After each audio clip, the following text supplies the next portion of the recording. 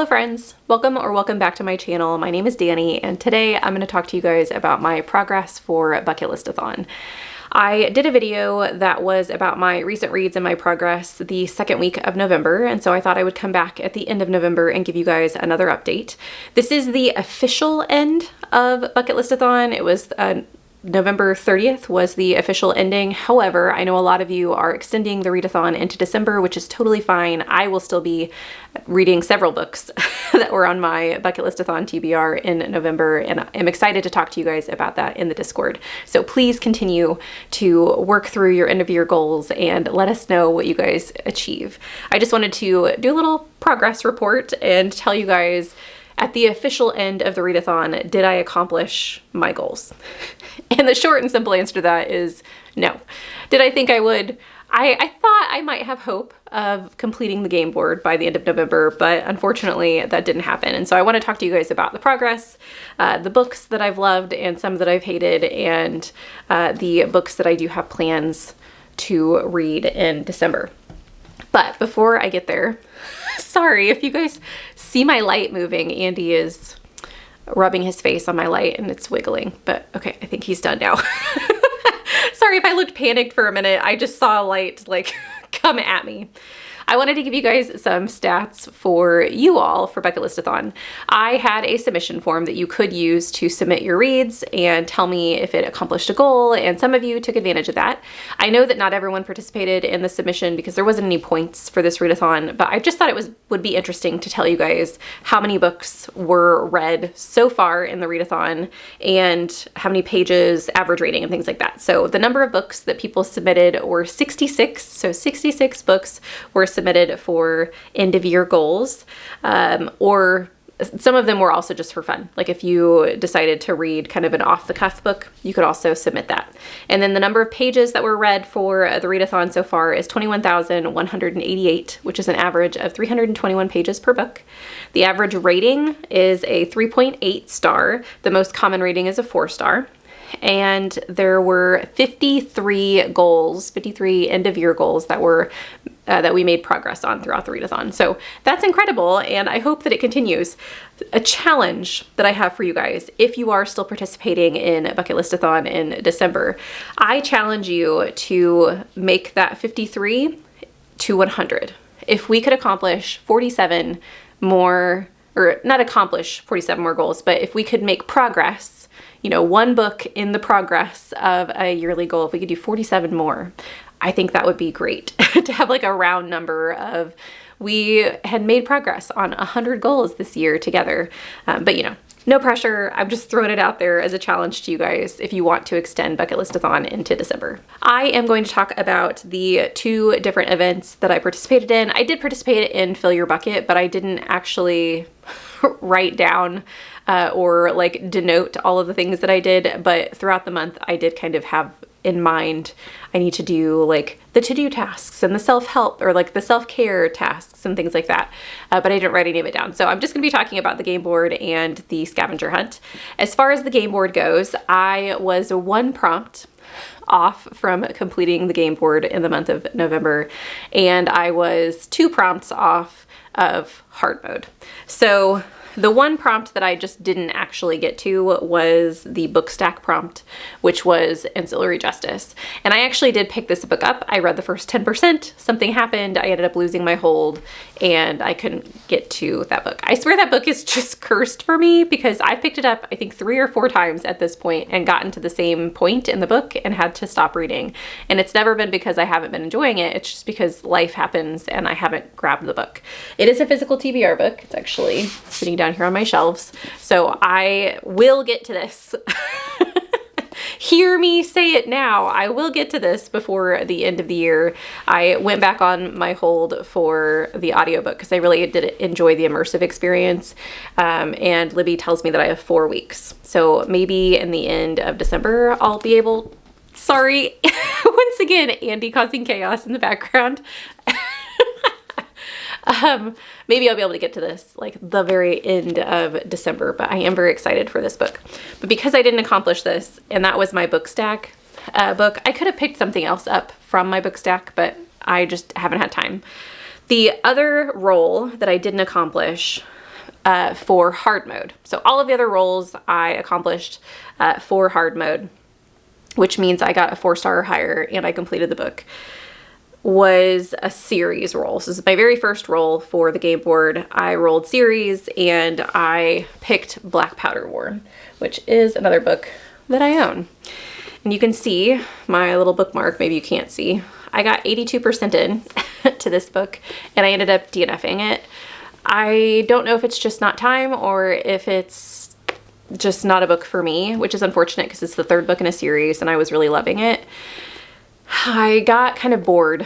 I got a little battle fatigue in this book. There are a lot of really cool things that happen in the beginning, but around the 60% mark, we start a battle and we were not out of the battle by 82%. It wasn't necessarily the same battle, but I'm starting not to care so much about the war scenario, and I care more about the conversations that Tamaraire has had with Lawrence regarding the rights of dragons and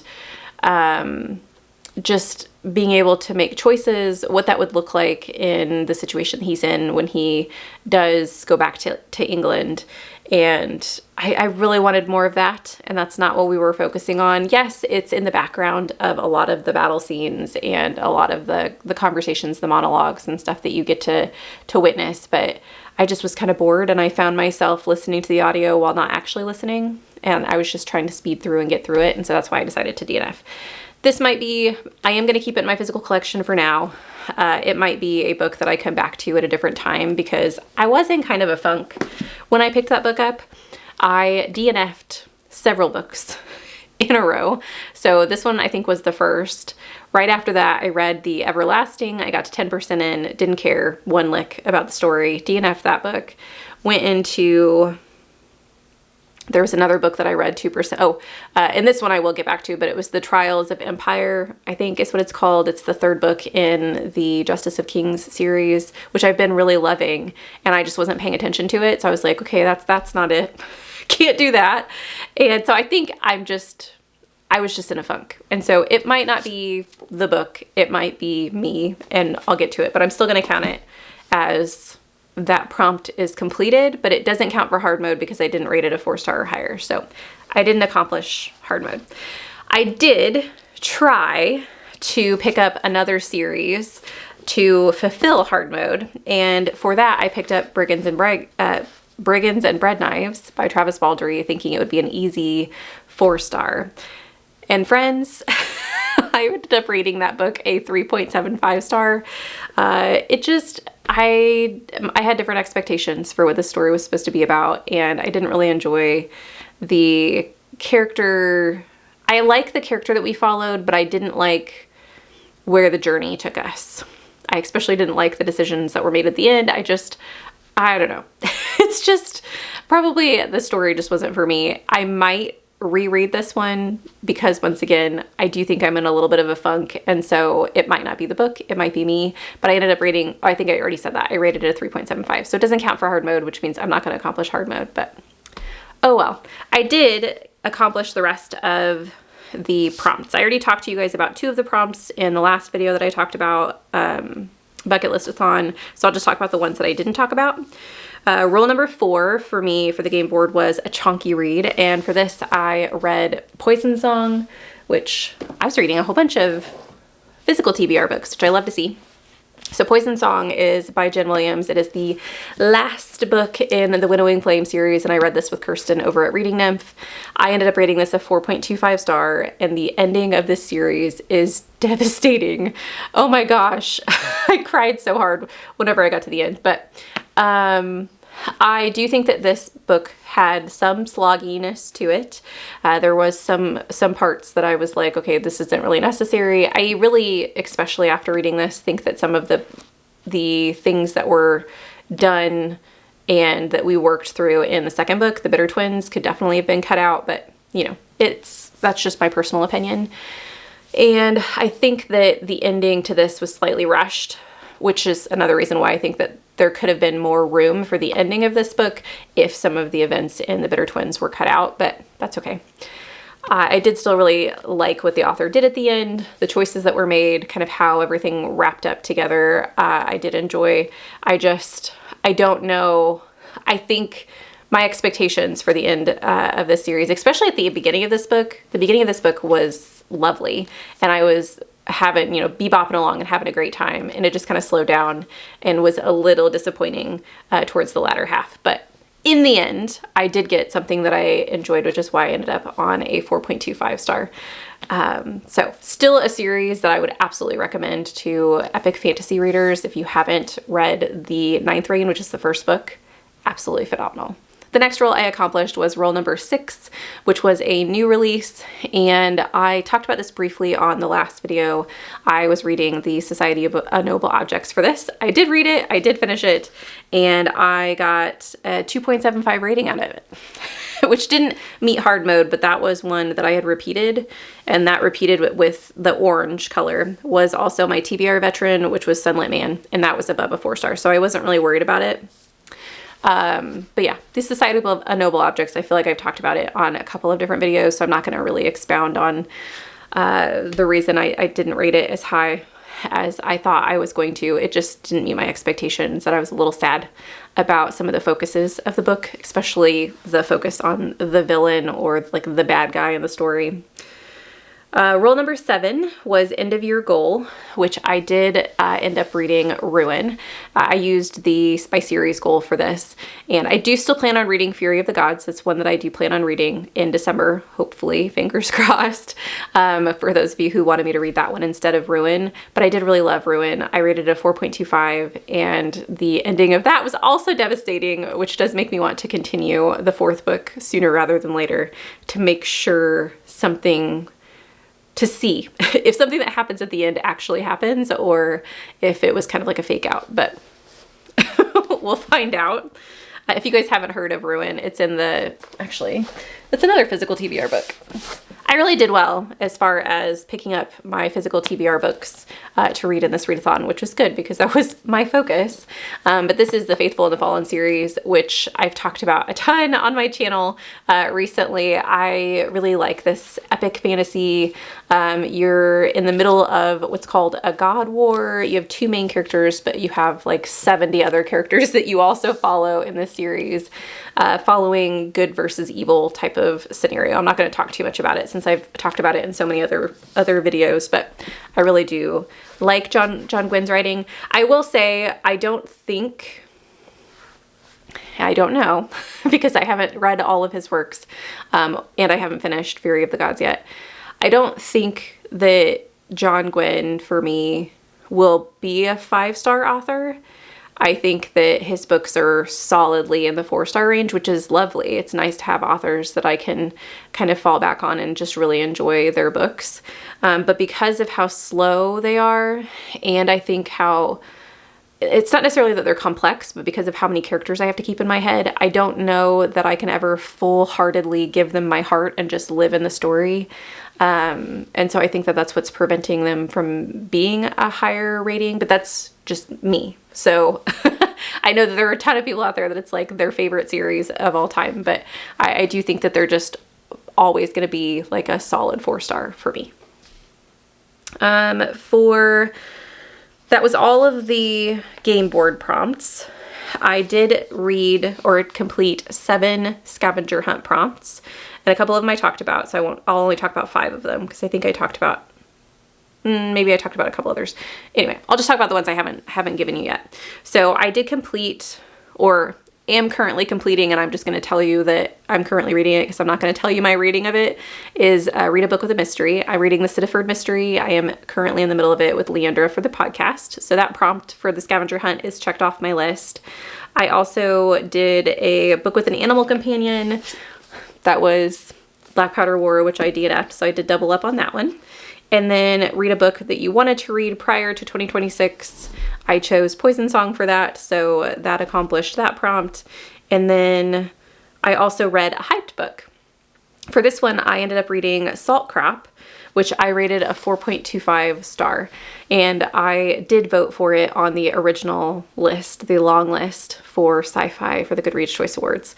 I don't think, I still think my favorite from, is it Yume Kitase? I need to look up how to pronounce the author's name so I don't have to keep saying I don't know how to pronounce it, but I think my favorite book by them is still the something Grail. The Stardust Grail. The only one that I actually own. I think this is probably my favorite, but I do think Salt Crop is quite lovely in the exploration of sisterhood and the relationship that these girls have. And you get to live in each of their heads for a little bit in the story.